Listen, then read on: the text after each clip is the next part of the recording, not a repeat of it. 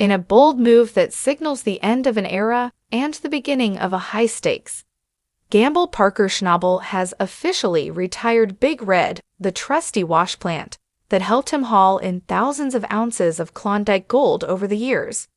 With time running out and his season hanging in the balance, Parker is placing all his hopes on an unlikely replacement, a massive rusting and untested shaker deck inherited with a new claim. He's dubbed it Rockler, and it's now the centerpiece of his most desperate mining push yet. At 30 years old, Parker has faced one of the most brutal seasons of his career. Plagued by underperforming ground, soaring operational costs and equipment breakdowns, he admits this season has pushed him to the limit. Despite early hopes of smashing records thanks to record-high gold prices, reality hit hard. His original 10,000-ounce target was revised down to 8,000, but even that goal now feels out of reach with just over 6,000 ounces banked. Still, Parker refuses to give up. He's never missed a goal in his 14 years of mining, and he's not about to start now to claw his way back into contention. Parker has mobilized every crew and every machine. Mitch is running the wash plant, Roxanne at the elbow cut, while Bob has been reassigned to the bridge cut. Meanwhile, Parker has made his boldest move of the season, activating a newly acquired claim known as Gold Run. Gold Run isn't just another patch of dirt, it's a historic 1,100-acre claim with a reputation for riches. First mined in 1898, the ground has already produced nearly 10 tons of gold worth over $800 million. By today's prices, Parker always wants to bet big when the stakes are high. Purchased the claim just 2 months ago.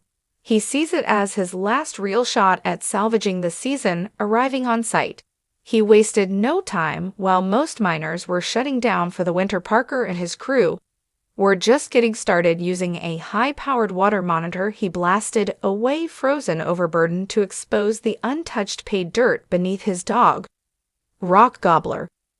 Boso roamed the site as Tyson, Alec, and others pushed to open a new 1-acre test cut. But Gold Run came with more than just historic ground.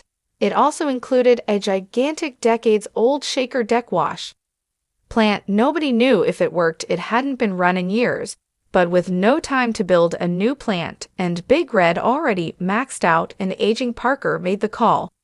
The old plant would be fired up and put to the test. It was an enormous piece of machinery capable of processing 180 E and housing a colossal 600 feet soul box, the largest Parker has ever worked with.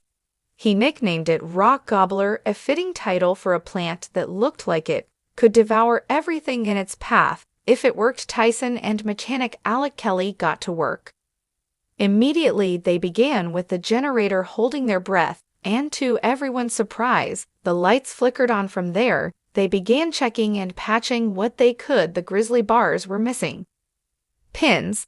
The structure was rough, but somehow, piece by piece, it started to come together. Eventually, water was flowing, the motors were humming, and the first scoop of Gold Run pay dirt was dropped into the hopper. To the crew's amazement, the plant didn't just run, it ran well.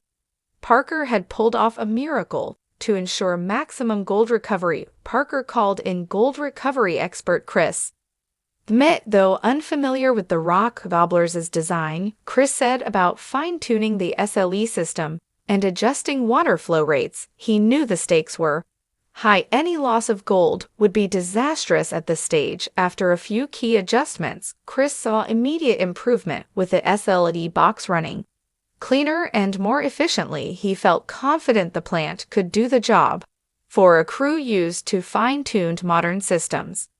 Getting a relic like the Rock Gobbler to perform this well was nothing short of impressive.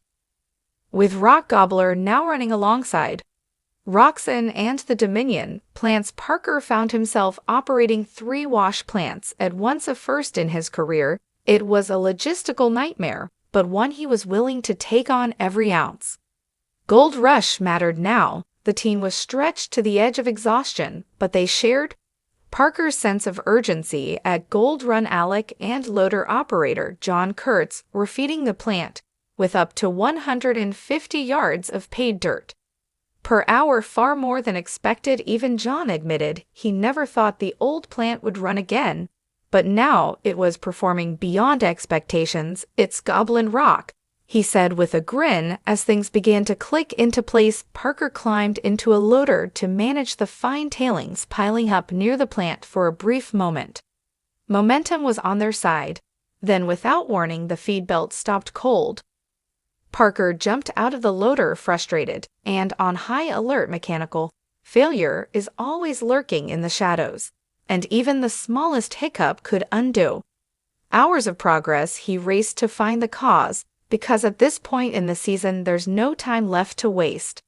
As Yukon temperatures drop below, remain locked in a battle against the clock, the weather, and their own fatigue with gold prices sky high and the finish line approaching fast, Parker is determined to pull every last ounce out of the ground. Whether Rock Gobbler can carry the weight of that dream remains to be seen, but it's clear Parker isn't backing down. "We've got wash plants on every bit of ground that's still soluble," Parker said earlier. Now, with Rock Gobbler in full swing and the legacy of Big Red behind him, he's betting it all on one final push as the mining season draws to a close. Parker Schnabel is in full salvage mode, scraping up every last bit of paid dirt from the fringes of his claim. With time running out and the frost creeping in, he's racing to get every ounce through the Rock Gobbler wash plant before the cold shuts everything down for good at the Gold Run site. Parker and his crew are working non-stop to process the final loads of material, but just as they seem to be gaining momentum, disaster strikes. A mechanical failure halts the operation without warning. The tailings conveyor at Rock Gobbler has jammed. Within moments, rocks begin piling up, and the entire plant grinds to a standstill. Frustration quickly sets in among the crew. Clearing out the jammed conveyor is no small task, and they know it could take hours, precious time they simply don't have. Tyson arrives to assess the damage, learning that the conveyor belt is blocked. He wastes no time pushing the team to get the plant back online with no alternative wash plant available at the Gold Run claim.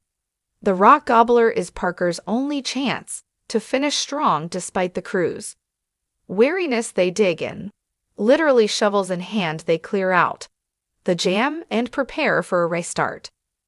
One crew member remarks that he's ready to ditch the manual tools and let the machine do its job again. Moments later, the Rock Gobbler roars back to life. The first bucket of paid dirt is dropped into the hopper and the system begins churning again. Spirits lift.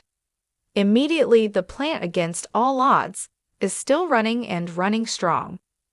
Parker radios in to check on progress, wanting to know if the plant is operational again. He receives confirmation from Alec and John that things are back on track. Relieved, he congratulates the team for getting the job done, reminding them that a few rocks are going to stop their operation.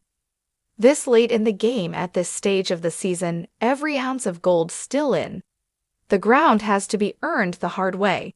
But Parker's crew is as determined as ever. With the Rock Gobbler back in motion and no room left for setbacks, they're fighting to the very last yard to keep Parker's gold dream alive.